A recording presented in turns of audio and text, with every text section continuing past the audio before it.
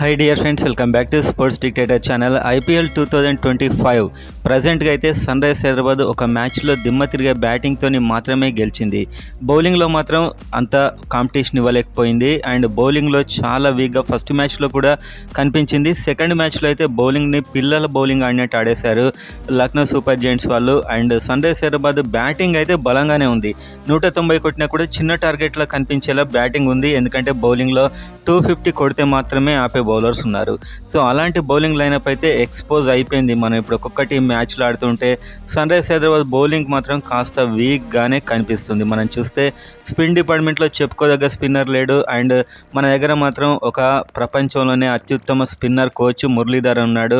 అతడు ఒక్క స్పిన్నర్ను కూడా తయారు చేయలేదు ఇప్పటివరకు. అది మాత్రం చాలా ఆశ్చర్యం. అండ్ ఇవాల్టి మ్యాచ్లో అయితే కొన్ని చేంజెస్ జరిగే అవకాశాలు ఉన్నాయి. అండ్ ఇంకా కూడా సన్ రైజర్స్ హైదరాబాద్ బ్యాటింగ్ లైనప్లో పవర్ అయితే ఉంది, కంబ్యాక్ ఇవ్వగలదు అనుకుంటున్న వాళ్ళంతా వీడియోని గట్టిగా లైక్ చేయండి. వాళ్ళ మ్యాచ్ కోసం ఢిల్లీ క్యాపిటల్స్తోని వెయిట్ చేసే వాళ్ళంతా. అండ్ సబ్స్క్రైబ్ చేసుకోండి ఐపీఎల్ అప్డేట్ కోసం. అండ్ కామెంట్ చేయండి ఇవాళ ఎలాంటి చేంజెస్ ఉంటే బాగుంటుంది అనేది. యాక్చువల్గా అయిందే 2 మ్యాచ్లు, దీనికే చేంజెస్ అంటారా అని మీకు అనిపించవచ్చు. కానీ దాంట్లో కూడా బౌలింగ్ మాత్రం అసలు హోప్లెస్గా అనిపించింది. ఎందుకంటే మన హైదరాబాద్ పిచ్ బ్యాటింగ్ పిచ్ కావడం ఒకటి మెయిన్గా. మహమ్మద్ షమి కూడా అంత ఎఫెక్టివ్గా కనిపించలేదు. సిమర్జిత్ సింగ్ అయితే చాలా దారుణంగా కొట్టారు సిమర్జిత్ సింగ్ని. అండ్ స్పిన్ లేదు, అండ్ ఫాస్ట్ లేదు. యార్కర్ కనిపించట్లేదు.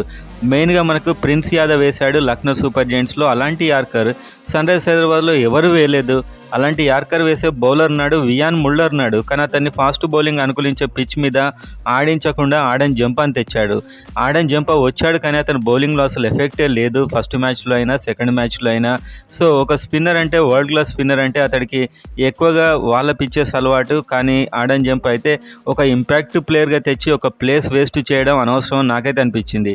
అతని బదులు వియాన్ ముల్లర్ని తెస్తే మొన్న ఇంకొక 4 సిక్స్లు అతను కొట్టినట్లయితే 230 వరకు వెళ్ళేది. బౌలింగ్ ఎలాగూ మ్యాచ్ గెలిచే బౌలింగ్ కాదు. ఆ స్కోర్తోనే వాళ్ళు ప్రెజర్లోనే అవుట్ అయ్యేవాళ్ళు. సో మొత్తానికైతే వాళ్ళ ఢిల్లీ క్యాపిటల్స్తో మ్యాచ్లో ఉండే చేంజెస్ అవేంటో ఇప్పుడు మనం వీడియోలో అయితే చూద్దాం. సో సన్ రైజర్స్ హైదరాబాద్ మెయిన్గా Travis head and Abhishek Sharma మీద చాలా ఆధారపడుతుంది. అభిషేక్ శర్మ అయితే మోస్ట్ కన్సిస్టెంట్ బ్యాట్స్మెన్గా తయారవుతున్నాడు. 2 మ్యాచ్ల్లో అవుట్ అయ్యాడు. అండ్ అదేవిధంగా ట్రావిస్ హెడ్ నిలకడగానే ఆడుతున్నాడు. కానీ ఢిల్లీ క్యాపిటల్స్ టీంలో ఒక మంచి బౌలర్ ఉన్నాడు, మిచెల్ స్టార్క్. ఇతడు ఇలాంటి లీగ్స్లో ట్రావిస్ హెడ్ని పదే అవుట్ చేసినటువంటి రికార్డు ఉన్నటువంటి బౌలర్. ఒక మంచి left arm pacer, yorker. And చాలా షార్ప్గా బాల్ లోపలికి వస్తుంది. అలాంటి లోపలికి వచ్చే బాల్స్ని ట్రావిస్ హెడ్ ఇబ్బంది పడతాడు. అండ్ అదే కాకుండా వీళ్ళ టీంలో చాలామంది ప్లేయర్స్ ఉన్నారు. ముఖేష్ కుమార్ ఉన్నాడు, అండ్ అక్షర్ పటేల్ అండ్ కుల్దీప్ యాదవ్ లాంటి క్వాలిటీ స్పిన్నర్స్ ఉన్నారు. మోహిత్ శర్మ లాంటి ఒక స్లో బౌలర్ ఉన్నాడు. అండ్ చాలామంది ఉన్నారు. స్టబ్స్ కూడా స్పిన్ వేయగలడు, విప్రాజ్ నిగం కూడా వేయగలడు. సో మొత్తానికైతే బౌలింగ్లో ఢిల్లీ క్యాపిటల్స్, బ్యాటింగ్లో ఢిల్లీ క్యాపిటల్స్ 2 విధాలు కూడా చాలా మెచ్యూర్డ్గా, చాలా బ్యాలెన్స్డ్గా ఆ టీం అయితే డెఫినెట్గా కనిపిస్తుంది పేపర్ మీద చూసినప్పుడు, వాళ్ళ బ్యాటింగ్ లైనప్ అయినా బౌలింగ్ లైనప్ అయినా. మరోవైపు ఎస్ఆర్ఎస్ టీం అయితే ఒకటే లక్ష్యం, కొడితే కొట్టండి, అవుట్ అయితే అవుట్ కండి అనే టార్గెట్తో వెళ్తుంది. బ్యాటింగ్ అయితే బలంగా ఉంది, అదే ఫాలో అవుతున్నారు. కానీ ఎస్ఆర్ఎస్ టీం అయితే ఒకటి రియలైజ్ అయింది, ఒక బ్యాట్స్మెన్ మాత్రం ఇన్నింగ్స్ మొత్తం ఆడాలి అని చెప్పి కెప్టెన్ కూడా చెప్పాడు, కోచ్ కూడా రియలైజ్ అయ్యాడు. సో ఇప్పుడు ప్లాన్ 2 అయితే అమలు కాబోతుంది. ఏంటంటే అది ఇషాన్ కిషన్ కాస్త చూసుకొని ఆడతాడు. ఇక నుంచి ఇషాన్ కిషన్ ఇన్నింగ్స్ని బిల్డ్ చేసే బాధ్యత తీసుకుంటాడు. Travis head, Abhishek Sharma and Ishan Kishan అయితే ఒకసారి టీంలో నిలకడగా ఆడుతూ దాదాపు ఒక 18-15 అవర్స్ దాకా ఉండే ప్లేయర్లు అయితే ఇతన్ని తయారు చేయబోతున్నారు. నితీష్ కుమార్ రెడ్డి ఎలాగూ హిట్టింగ్ చేస్తాడు. అండ్ పైన మ్యాచ్లో మంచి ఛాన్స్ని మిస్ చేసుకున్నాడు నితీష్ కుమార్. అదే ఫ్రస్ట్రేషన్ హెల్మెట్ విసిరేసి అయితే తీర్చుకున్నాడు. హెన్రిచ్ క్లాసెన్ అన్ఫార్చునేట్గా అవుట్ అవుతున్నాడు. అతన్ని పూర్తి విశ్వరూపం మనమైతే చూడలేదు. సో సన్ రైజర్స్ హైదరాబాద్ ఏం లేదు, ఇప్పుడు మన బౌలింగ్ని నమ్ముకునే కంటే బ్యాటింగ్లోనే ఒక 250 కొట్టేస్తే బౌలర్లు కాస్త ఎలా వేసినా కూడా ప్రత్యర్థి బ్యాట్స్మెన్ విసిగిపోయి అలసిపోయి అవుట్ అవుతారని ఒక ఆశ మాత్రమే. అలా అయితే కండిషన్ కనిపిస్తుంది. అండ్ ఇప్పుడు మనం చేయాల్సింది ఏంటంటే ఆడన్ జంపాను ఒక ఇంపాక్ట్ ప్లేయర్గా తెచ్చి అతనితో 4 ఓవర్లు వేయించి మళ్ళీ అతను 45 రన్స్ ఇచ్చి అతడు బ్యాటింగ్ చేయక బౌలింగ్ చేయక ఒక ప్లేస్ వేస్ట్ చేయడం ఎందుకని నా యొక్క అభిప్రాయం. అతని ప్లేస్లో వియాన్ ముల్లర్ని తీసుకుంటే, సిమర్జిత్ సింగ్ని తీసి పక్కన పెట్టినా కూడా వియాన్ ముల్లర్, మహమ్మద్ షమి కలిసి ఒక బౌలింగ్ను స్టార్ట్ చేయొచ్చు. మహమ్మద్ షమి అయితే ఇంకా ఫామ్లోకి రాలేదు. అన్ఫార్చునేట్గా బౌలింగ్ వికెట్లు అతనికి దొరకట్లేదు. దొరికితే చూద్దాం ఇప్పుడు ఢిల్లీ క్యాపిటల్స్ మీద ఎలా ఆడతాడో. సో ఇక్కడ Wiaan Mulder and Mohammed Shami start చేయొచ్చు. సిమర్జిత్ సింగ్ని తీసేసి ఒక స్పిన్నర్ని తీసుకోవాలి. రాహుల్ చహార్ ఎలాగూ ఉన్నాడు, ఒక మంచి ఎస్టాబ్లిష్డ్ స్పిన్నర్, అతడికి ఛాన్స్ ఇవ్వట్లేదు. వీళ్ళు ప్రాక్టీస్లో అతని ఎఫెక్టివ్నెస్ కనిపించలేదేమో. అండ్ జిషాన్ అన్సర్ని మాత్రమే ఇంపాక్ట్ సబ్లో పెడుతున్నారు. కనీసం అతన్నైనా తీసుకోవచ్చు, ఎందుకంటే మరీ ఆడన్ జంపా ఎలాగూ 40-45 ఇస్తున్నాడు. సో ఎంత చెత్త బౌలర్ అయినా అంతకంటే ఎక్కువ ఇవ్వడు కదా. సో జిషాన్ అన్సారీ లేకపోతే రాహుల్ చహార్లో ఇద్దరిలో ఒకరిని తీసుకొని ఇక్కడ ఆడన్ జంపాని తీసేసి వియాన్ ముల్లర్ని తీసేసుకుంటే ఈ రెండు చేంజెస్ అయితే మోస్ట్ ఎక్కువగా జరిగే చేంజెస్గా నేనైతే ఎక్కువ ఎక్స్పెక్ట్ చేస్తున్నాను. అండ్ మీ కామెంట్లో కూడా చూస్తున్నాను. ఎలాగో బ్యాటింగ్ లైనప్లో అయితే కన్సిస్టెన్సీ అయితే కనిపించట్లేదు నిజం చెప్పాలంటే. ట్రావిస్ హెడ్ దగ్గర ఉంది అండ్ అభిషేక్ శర్మ ఊరికి అవుట్ అవుతున్నాడు. నితీష్ కుమార్ రెడ్డి ఏదో కాస్త తేడా కనిపిస్తున్నాడు ఈసారి. అండ్ ఎన్రిచ్ క్లాసెన్ ఇంకా తన జోలు విదిల్చలేదు. సో ఇవే చూస్తున్నాం. అండ్ మనకు ఒక కొత్త ఫైండింగ్ ఏంటంటే అనికేత్ వర్మ. సో అనికేత్ వర్మను బ్యాటింగ్లో పైన పంపించడం చాలా పెద్ద తప్పు అవుతుంది, ఎందుకంటే చివర్లో ఫియర్లెస్ బ్యాటింగ్ చేయడానికి అనికేత్ వర్మ ఇష్టపడతాడు. ఇతడు మరొక క్లాసెన్ అని చెప్పొచ్చు. మళ్ళీ ఇతన్ని టాప్ ఆఫ్ ద ఆర్డర్ పంపించి ఇప్పుడు నేను ఇన్నింగ్స్ బిల్డ్ చేయాలా అనే ప్రెషర్లో అతడు ఆడితే అతడు ఫ్రీ ఆట ఆడలేడు. సో లాస్ట్ 2-3 ఓవర్స్లో పంపిస్తే అతడు ప్రతి బాల్ని 6 కొడతాడు. మనం చూసాం 5 6లు కొట్టాడు. సో అనికేత్ వర్మ చివరి 2, 3, 4 ఓవర్లు ఉన్న టైంలో మాత్రమే అతన్ని పంపించాలి. మళ్ళీ ఏదన్నా ప్రయోగం చేసి అతన్ని పైన పంపిస్తే మాత్రం కష్టం అవుతుంది. అండ్ అభినవ్ మనోహర్ అయితే ఎలాంటి ప్రామిసింగ్ కనిపించట్లేదు. ఇంకొక మ్యాచ్ అయితే తనకు ఛాన్స్ ఇచ్చే అవకాశాలు ఉన్నాయి, అందులో కూడా ఫెయిల్ అయితే శుభ్రంగా తీసి పక్కన పెట్టేసి సచిన్ బేబీ లేకుంటే అథర్వ టైడేకి మంచి రెప్యుటేషన్ ఉంది డొమెస్టిక్ క్రికెట్లో.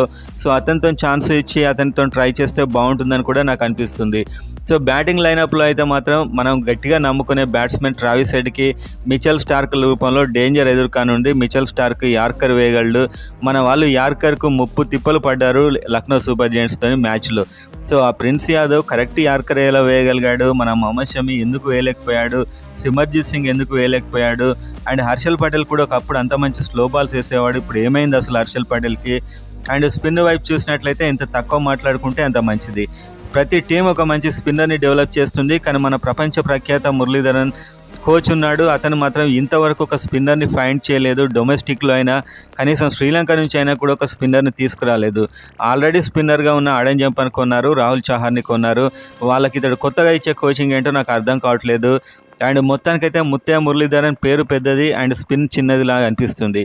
సో నేనైతే ఎక్స్పెక్ట్ చేస్తున్నాను మురళీధరన్ ఒక మంచి స్పిన్నర్ని. ఇది నేను ఒక 2 సంవత్సరాల క్రితం ఐపీఎల్ సందర్భంగా కూడా చెప్పాను, మురళీధరన్ ఎందుకు స్పిన్నర్ని తయారు చేయట్లేదని చెప్పి. సో ఓవరాల్గా అయితే మన బౌలింగ్ లైనప్లో మహమ్మద్ షమి ఆడాల్సి ఉంటుంది ఖచ్చితంగా. నెక్స్ట్ వియాన్ ముల్లర్తో ఇతను స్టార్ట్ చేస్తాడని నాకు 6th సెన్స్ అయితే గట్టిగా చెప్తుంది. ఎందుకంటే సిమర్జిత్ సింగ్ చూస్తే భయం అవుతుంది. అతను 6 బాల్ కంప్లీట్ కావడం అంటే మనకు దాదాపు ఒక టార్చర్లా అవుతుంది అది. సో అతనైతే పక్కన పెట్టేసే అవకాశాలు ఉన్నాయి. అండ్ అదేవిధంగా హర్షల్ పటేల్, ప్యాట్ కమిన్స్, ఈ 4 బౌలర్స్ అండ్ ఇప్పుడు మనకు ఈ రాహుల్ చహార్ ఆర్ జిషాన్ అన్సారీ ఇతన్ని తీసుకుంటే సరిపోతుంది. మధ్యలో అభిషేక్ శర్మ కొన్ని బాల్స్ అయితే వేస్తున్నాడు. అండ్ ఢిల్లీ క్యాపిటల్స్ బ్యాటింగ్ చూస్తే మాత్రం ఒక రకంగా దడ పుట్టే అవకాశాలు ఉన్నాయి. మొన్న అందరు అవుట్ అయినా కూడా అశుతోష్ కొట్టేశాడు. వాళ్ళ దగ్గర ఫ్రేజర్ ఉన్నాడు, మెగ్గర్గ్. సో ఇతడు మామూలుగా ఆడాడు. మన బౌలింగ్ కనిపించిందంటే ఇతనికి ఇంకా పండుగ, ఇంకా ఇతనికైతే లడ్డూలు దొరికిన మాదిరిగా కొట్టేస్తాడు. అండ్ ఫాఫ్ డూప్లెసిస్ ఉన్నాడు అండ్ అభిషేక్ పోరెల్ అండ్ అదేవిధంగా సమీర్ రిజ్వీ, అక్షర్ పటేల్, ట్రిస్టన్ స్టబ్స్ కూడా ఒక దారుణమైన ఆట ఆడుతున్నాడు. అశుతోష్ అండ్ విప్రాజ్ నిగమ్, కేఎల్ రాహుల్ కూడా వచ్చేస్తున్నాడు. సో వీళ్ళ బ్యాటింగ్ లైనప్ మనకంటే తక్కువ ఏం లేదు, ఇంకొంచెం స్టాండర్డ్ బ్యాటింగ్ లైనప్ ఉంది. సో ఈ బ్యాటింగ్ లైనప్ నాపాలంటే బౌలింగ్ ఖచ్చితంగా క్వాలిటీ చేసుకోవాలి. సో ఇవాల్టి మ్యాచ్లో కూడా బ్యాట్స్మెన్ ఫెయిల్ అయినట్లయితే ఎస్ఆర్హెచ్కి ప్రెషర్ బిల్డప్ అవుతుంది. ప్రెషర్లోకి వాళ్ళు ఎప్పుడు రాలేదు. ఇషాన్ కిషన్ అయితే ఒక డక్ ఇచ్చాడు, ఆల్రెడీ ఒక సెంచరీ కొట్టాడు. ఈ మ్యాచ్లో కూడా ఇతనికి చాలా అవసరమే, ఎందుకంటే ఇతని కాన్ఫిడెన్స్ మళ్ళీ దెబ్బతినే అవకాశాలు ఉన్నాయి అవుట్ అయినట్లయితే. సో డేంజరస్గా భావించే బౌలర్లు అయితే మిచెల్ స్టార్క్ అండ్ ముఖేష్ని కొట్టేస్తారు. అండ్ అక్షర్ పటేల్ అండ్ కుల్దీప్ యాదవ్ డెఫినెట్గా థ్రెట్ తయారవుతారు. ఇలా వాళ్ళ టీంలో ఒక 3-4 బౌలర్స్ ఉన్నారు చెప్పుకోవడానికి, అరే వీళ్ళు వచ్చేది ఉంటే మన బ్యాట్స్మెన్ ఎలా అవుట్ అవుతారో అని భయం ఉంది. సో మనం కనుక మన బౌలింగ్ను పరిశీలిస్తే మహమ్మద్ షమి వచ్చేసినా కూడా కొడుతున్నారు. అండ్ సిమర్జిత్ సింగ్ మనకు తెలిసిన విషయమే. అండ్ మన స్పిన్నర్ మినిమం 45 రన్స్ ఇచ్చేస్తున్నాడు. సో ఇదంతా కూడా ఒక బ్యాటింగ్ వికెట్ మీద అనుకుందాం. సో ఇప్పుడు మనం ఇవాళ వైజాగ్లో వీళ్ళు ఎలా ఆడతారు అనేది చూద్దాం. సో మొత్తానికైతే ఒక 2 చేంజెస్ చేయాల్సిన అవసరం అయితే డెఫినెట్గా ఉంది. అండ్ ఇషాన్ కిషన్ని కాస్త మెల్లిగా ఆడుకోమని ఒక లాంగ్ ఇన్నింగ్స్ బిల్డ్ చేసే ప్లాంటులో ఉన్నారు ఇప్పుడైతే. అండ్ ట్రావిస్ హెడ్ వీళ్ళంతా మళ్ళీ యథావిధిగా హిట్టింగ్ అయితే చేస్తారు. సో ఓవరాల్గా అయితే ఇవాళ విన్ కావాల్సిందే డెఫినెట్గా సన్ రైజర్స్ హైదరాబాద్, లేకపోతే కాన్ఫిడెన్స్ దెబ్బతింటుంది. ఈ బౌలింగ్ సమస్య అయితే ఖచ్చితంగా పరిష్కరించుకోవాలి, ఎట్టి పరిస్థితుల్లో పరిష్కరించుకోవాలి. లేకపోతే మిగతా టీమ్స్ బౌలింగ్ ఒక రేంజ్లో ఉంది. ఆర్సీబీ కూడా నిన్న ఒక మంచి బౌలింగ్ వేసింది. సో సన్ రైజర్స్ హైదరాబాద్ ఇప్పటికైనా రియలైజ్ అయ్యి మంచి బౌలర్స్ని దించి ఒక ప్లానింగ్ ప్రకారం బాల్స్ వేయాలి. సో ప్లానింగ్ కూడా నాకేం కనిపించట్లేదు. నిన్న లక్నో సూపర్ జెయింట్స్ వాళ్ళు వైడ్ స్లో బాల్స్, యార్కర్స్, ఒక ప్లానింగ్ ప్రతి బ్యాట్స్మెన్ స్టడీ చేశారు. మన ఫాస్ట్ బౌలింగ్ కోచ్ ఎవరు, అతడు ఎలాంటి ప్లానింగ్ ఇస్తున్నాడు తెలియట్లేదు. ఒక్కొక్కరు ఒక చోట వేస్తున్నారు బౌలింగ్. సో ఇలాంటి మిస్టేక్స్ అయితే ఉన్నాయి ఫ్రెండ్స్. మ్యాచ్ కాగానే మళ్ళీ మాట్లాడదాం.